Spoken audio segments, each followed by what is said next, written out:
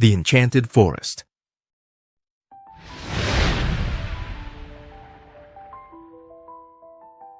In the heart of an enchanted forest, hidden among centuries-old trees and crystal-clear streams, lived a goblin named Wind.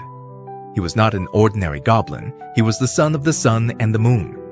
Her hair, deep orange like her father's rays, shone even brighter in summer when the forest was full of life.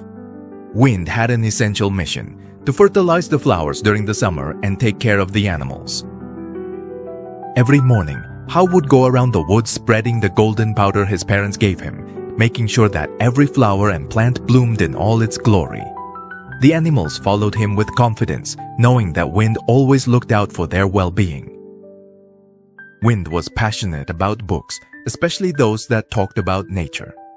At noon, when the sun was at its highest, Wind was looking for his favorite tree, a towering oak tree with leaves as green as emerald. There, along with other inhabitants of the forest, he would sit to read, meditate, or simply rest. This ritual of calm and reflection was a sacred moment for everyone. At night, the goblin would find a clearing where the silver light of the moon illuminated the forest. He would lie on the floor, surrounded by night flowers, and talk to her. The moon, always patient and wise, told him stories of the distant seas and the infinite skies, while Wind shared with him the news of the forest. Wind's best friend was a fairy named Marina, daughter of the sea and the river. Marina was as beautiful as she was serene, with pastel blue hair that seemed to dance with every breeze. Their mission was to keep the river and beach clean, as well as to protect the inhabitants from the waters. Although their responsibilities kept them busy, Wind and Marina met whenever they could. In summer, they would gather under the moonlight, sharing stories and laughter. However, when winter came, the forest went into hibernation. The animals slept, the flowers hid, and even the river and the sea became quieter. During those months, Wind and Marina communicated through dreams, where they shared their wishes and hopes for the coming spring. Thus, the days passed in the enchanted forest, where the elf son of the sun and the moon and the fairy daughter of the sea and the river took care of their home, making sure that the balance of nature was maintained season after season. When winter ended and spring awoke, the enchanted forest came alive again. The trees wore their best greens, the flowers opened their petals to the sun, and the animals returned to their routines. Wind was full of energy, ready to fertilize every corner of the forest and help everything flourish. However, an eerie shadow loomed over their home. One night, while Wind was conversing with the moon, he felt a chill in the air. The stars seemed to go out one by one, and a strange silence pervaded the forest. From the depths of darkness emerged Nyx, the goblin of the night, shrouded in a blanket of shadows and eyes that reflected a contained fury. Nyx had been watching from afar, annoyed by the harmony and vitality of the forest. He felt that the overflowing nature overshadowed his kingdom of calm and darkness. Determined to wipe out wildlife and plunge the forest into eternal twilight, he began to spread his influence. Wilted plants, polluted streams, and animals fleeing in confusion were the first signs of his threat.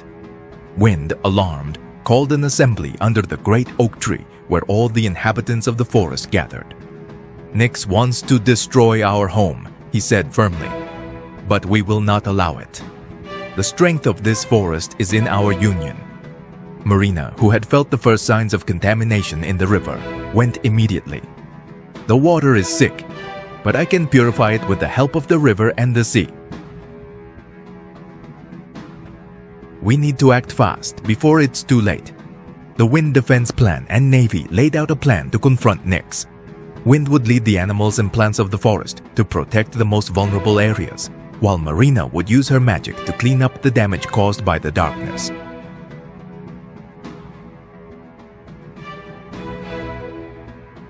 In addition, they would invoke the moon and the sun, their parents, to give them strength. Nyx, seeing that his shadows could not consume the forest so easily, launched his most powerful attack. It unleashed a dark storm that blocked out sunlight and blanketed the sky with a dense black fog. But the inhabitants of the forest were prepared. The ancient trees raised their branches to the sky, breaking through the fog and letting in flashes of light. The nocturnal animals, who knew the shadows better than anyone, infiltrated Nyx's ranks, disorienting their shadows. Marina, with her water magic, invoked a purifying rain that cleansed the plants and filled the streams with life again. Nyx's redemption. Nyx, weakened and surrounded, accepted his defeat. But before he disappeared, Wind came over and offered him a hand. Nyx, the night is as important as the day. There is a place for you in this forest, but not as an enemy. Help us keep our balance. Surprised by Wind's kindness, Nyx pondered and accepted the truce. From that day on, he became the guardian of the night, watching over the forest while everyone slept, making sure that the darkness brought no harm but serenity. Spring arrived more vibrant than ever, and the enchanted forest celebrated not only the victory, but also the lesson learned. Even in the dark, there is always room for light and reconciliation. Wind, Marina, and Nyx became the protectors of the forest's balance, joining forces to keep it peaceful. Produced by Carlos Martinez.